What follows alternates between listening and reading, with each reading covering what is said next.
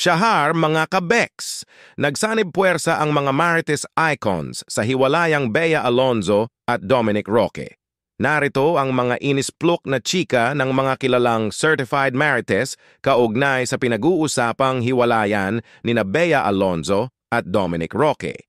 Kamakailan nitong February 3, 2024 sa Ogie Diaz Showbiz Update, inisplok ng daldakinang si Ogie. Sabi ng isa kong source, wala na sila, hiwalay na sila. Yun nga, ang sabi sa akin ng source, sinusuyo pa rin ni Dominic Roque si Bea Alonzo para sila ay magkaayos.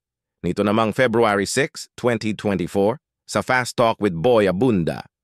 Chinika ni Tito Boy na ang nag-volunteer sa nanay ni Bea na okay ang prenup agreement ay si Dominic. So I don't think it was an issue unless nabago po yung kwento. It was not a problem because it was not an issue. To be fair to Dominic, it was not an issue for Dom. Kinabukasan, February 7, 2024. Sa Showbiz Now na.